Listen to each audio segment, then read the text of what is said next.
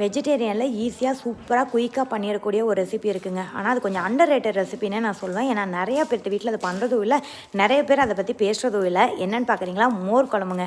ரொம்ப ஈஸியாக நான் எப்படி பண்ணுறேன்னு சொல்லி பார்க்கலாம் வாங்க. நான் வெள்ளை பூசணிக்காய் வச்சு பண்ணியிருந்தேன். ஸோ காயை கட் பண்ணி ஃபஸ்ட் டைம் வந்து தண்ணி, உப்பு, மஞ்சத்தூளில் வந்துட்டு போட்டு எல்லாத்தையும் ஒன்றா வேக வச்சுட்டேன். அது வெந்துட்டுருக்க கேப்லேயே இந்த பக்கம் தேங்காய், பச்சை மிளகா, ஜீரகம், இஞ்சி, அப்புறம் கொஞ்சம் ஊற வச்சு துவரம் பருப்பு இது எல்லாத்தையும் போட்டு அரைச்சி அந்த அரைச்சதை எடுத்து வந்துட்டு குழம்புல கொதிக்கிறதுக்கு ஊற்றிட்டேன் அந்த காயோடு சேர்த்து. ஸோ இப்போ மொத்தமாக குழம்பு கொதிச்சிட்ருக்க கேப்பில் இந்த பக்கம் தாளிப்புக்கு வந்துட்டு கடுகு, வரமிளகா அண்டு கறிவேப்பிலை இது எல்லாத்தையும் தேங்காய் எண்ணெயில் தாளித்து அதை எடுத்து கொட்டினீங்கன்னா இன்னும் நல்ல வாசமாக இருக்கும். இப்போ நல்லா அது மிக்ஸ் ஆகிற கேப்பில் தயிரை நல்லா கடைஞ்சி கடைசியாக ஊற்றுங்க. தயிரை கடையாமல் ஊற்றுனீங்க அப்படின்னா கொஞ்சம் திப்பி திப்பியாக இருக்கும், அது வந்துட்டு நல்லா இருக்காது. ஸோ நல்லா வந்துட்டு கடைஞ்சிட்டு இல்லை மிக்சியில் போட்டு அடிச்சுட்டு ஊற்றுங்க.